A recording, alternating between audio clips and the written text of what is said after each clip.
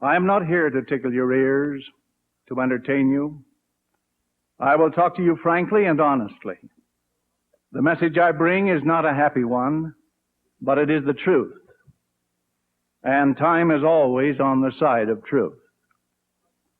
As the German philosopher Goethe said, truth must be repeated again and again, because error is constantly being preached round about. George Washington stated, truth will ultimately prevail where there are pains taken to bring it to light. To bring the truth to light is our challenge, this day and every day.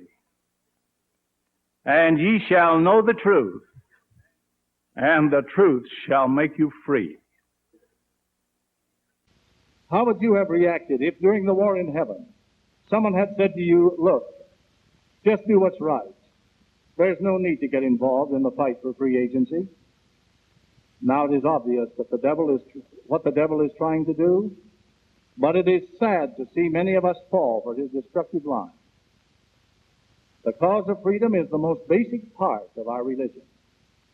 Our position on freedom helps get us to this earth, and it can make the difference as to whether we get back home or not.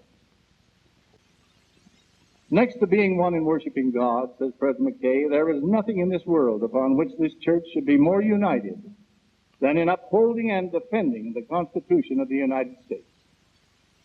There are some who would have us believe that the final test of the rightness of the course is whether everyone is united on it. But the church does not seek unity simply for unity's sake. The unity for which the Lord prayed and of which President McKay speaks is the only unity which God honors. That is unity in righteousness, unity in principle. We cannot compromise good and evil in an attempt to have peace and unity in the church, any more than the Lord could have compromised with Satan in order to avoid the war in heaven. To understand the significance of the Constitution, we must first understand some basic eternal principles. These principles have their beginning in the premortal councils of heaven. The first basic principle is agency. The central issue in that premortal council was, shall the children of God have untrammeled agency to choose the course that should follow, whether good or evil, or shall they be coerced and forced to be obedient? Christ and all who followed him stood for the former proposition, freedom of choice. Satan stood for the latter, coercion and force. The war that began in heaven over this issue is not yet over. The conflict continues on the battlefield of mortality, and one of Lucifer's primary strategies has been to restrict our agency through the power of earthly governments. There is always a right and a wrong to every question which requires our solution. Unlike the political opportunist, the true statesman values principle above popularity and works to create popularity for those political principles which are wise and just. It is generally agreed that the most important single function of government is to secure the rights and freedoms of the individual citizens. But what are those rights? And what is their source? Until these questions are answered, there is little likelihood that we can correctly determine how government can best secure them. Starting at the foundation of the pyramid, let us first consider the origin of those freedoms we have come to know as human rights. There are only two possible sources, Rights are either God-given as part of the divine plan, or they are granted by government as part of a political plan. Reason, necessity, tradition, and religious convictions all lead me to accept the divine origin of these rights. If we accept the premise that human rights are granted by government, then we must be willing to accept the corollary that they can be denied by government. I, for one, shall never accept that premise. As the French political economist Bastiat phrased it so succinctly, life, liberty, and property do not exist because men have made laws. On the contrary, it was the fact that life, liberty, and property existed beforehand that caused men to make laws in the first place. I believe that no people can maintain freedom unless their political institutions are founded upon faith in God and belief in the existence of moral law. I am unalterably opposed to socialism and regard it as an unconstitutional usurpation of power and a denial of the right of private property for government to own or operate the means of producing and distributing goods and services in competition with private enterprise, or to regiment owners in the legitimate use of private property. We have strayed far afield. We must return to basic concepts and principles, to eternal verities. There is no other way. The storm signals are up. They are clear and ominous. In a revelation to the prophet Joseph Smith, the Savior declared, quote, I established the Constitution of this land by the hands of wise men, whom I raised up unto this very purpose, unquote. These were not ordinary men, but men chosen and held in reserve by the Lord for this very purpose. We are the grateful beneficiaries of their noble work, but we honor more than those who brought forth the Constitution. We honor the Lord who revealed it. God himself has borne witness to the fact that he is pleased with the final product of the work of these great patriots. In revelation to the prophet Joseph Smith, on August 6, 1833, the Savior admonished, quote, I, the Lord, justify you and your brethren of my church in befriending that law which is the constitutional law of the land. The Constitution of the United States is a glorious standard. It is a heavenly banner. It is founded in the wisdom of God. The Doctrine and Covenants tells us that the Book of Mormon is the record of a fallen people. Why did they fall? This is one of the major messages of the Book of Mormon. Mormon gives the answer in the closing chapters of the book in these words, Behold, the pride of this nation, or the people of the Nephites, hath proven their destruction. And then, lest we miss that momentous Book of Mormon message from that fallen people, the Lord warns us in the Doctrine and Covenants, Beware of pride, lest ye become as the Nephites of old. Pride results in secret combinations which are built up to get power, gain, and glory of the world. This fruit of the sin of pride, namely secret combinations, brought down both the Jaredite and Nephite civilizations, and has been and will yet be the cause of the fall of many nations. I testify that wickedness is rapidly expanding in every phase of our society. Secret combinations, lusting for power, gain, and glory are flourishing.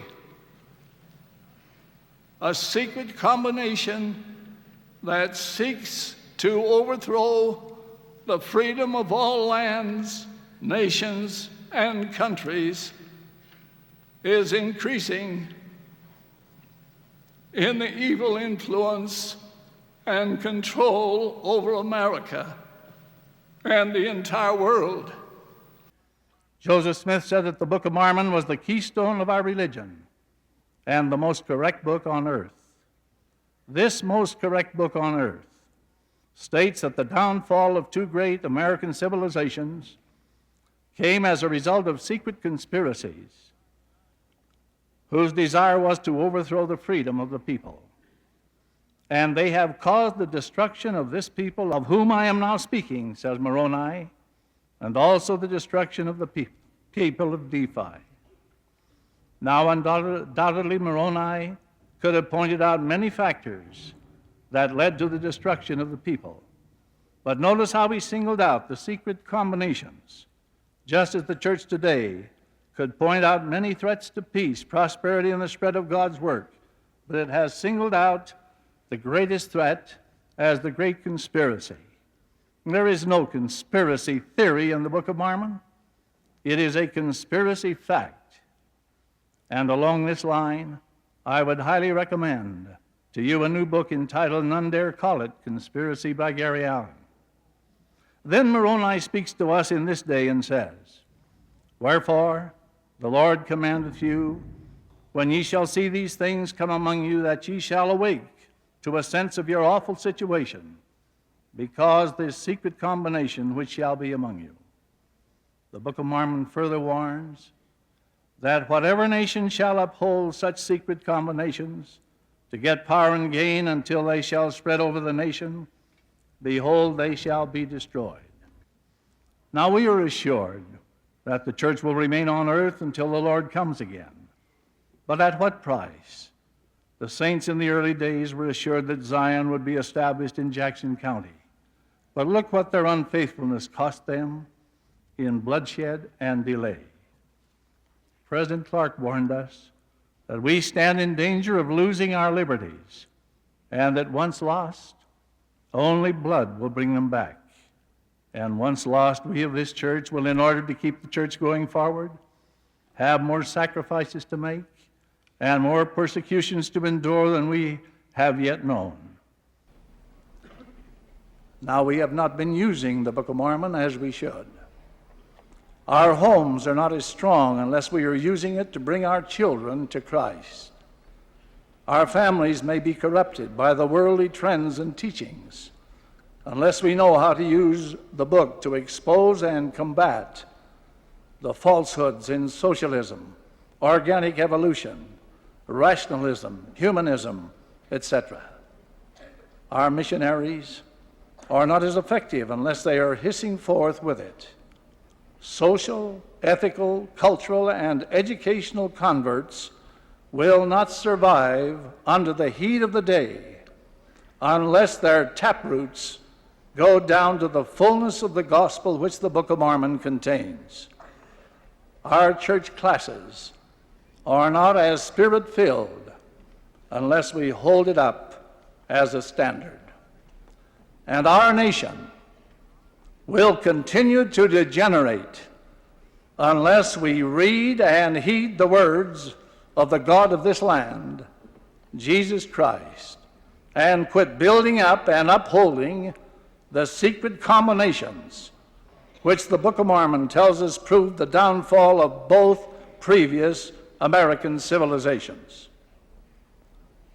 We must learn the principles of the Constitution in the tradition of the Founding Fathers. Have we read the Federalist Papers? Are we reading the Constitution and pondering it? Are we aware of its principles? Are we abiding by these principles and teaching them to others? Could we defend the Constitution? Can we recognize when a law is constitutionally unsound? Do we know what the prophets have said about the Constitution and the threats to it? Joseph and Harm's trust did not run to the arm of flesh, but to God and eternal correct principles. I am the greatest advocate of the Constitution of the United States there is on earth, said the prophet Joseph Smith. The warning of President Joseph Fielding Smith is most timely. He said, "Now I tell you, it is time the people of the United States were waking up with the understanding that if they don't save the Constitution from the dangers that threaten it, we will have a change of government."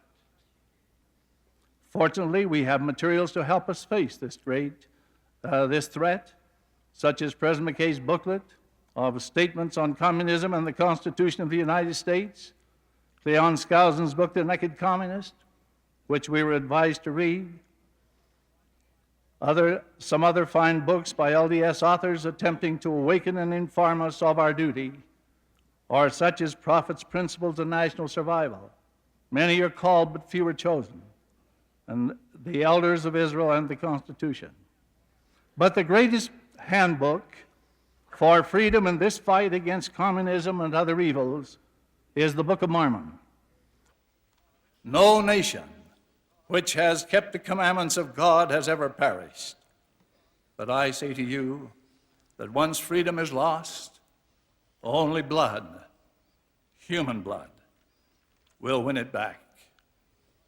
There are some things we can and must do at once by concerned Americans if we are to stave off a holocaust of destruction. First, we must return to worship the God of this land, who is Jesus Christ. He has promised that the righteous will be preserved by his power. But we must keep the commandments of God. We must pay our tithes and offerings, keep the Sabbath day a holy day, stay morally clean, be honest in our dealings, and have our family and personal prayers. We must live the gospel. Second, we must awaken to a sense of our awful situation because of this secret combination which is among us. Then we must put our trust in him who has promised us his protection and pray that he will intervene to preserve our freedom, just as he intervened in our obtaining it in the first place. As the ancient apostle declared, the night is forspent, the day is at hand. Let us therefore cast off the works of darkness, and let us put on the armor of light. May God give us the wisdom to recognize the dangers of complacency, the threat to our freedom, and the strength to meet this danger courageously. In this mighty struggle, each of you has a part. Every person on the earth today chose the right side during the war in heaven. Be on the right side now. Stand up and be counted. If you get discouraged, remember the words of Edward Everett Hale when he said, "I am only one, but I am one. I can't do everything, but I can do something. What I can do, that I ought to do. And what I ought to do, by the grace of God, I shall do." And this is my prayer for you this day. May God bless all of you, each and every one.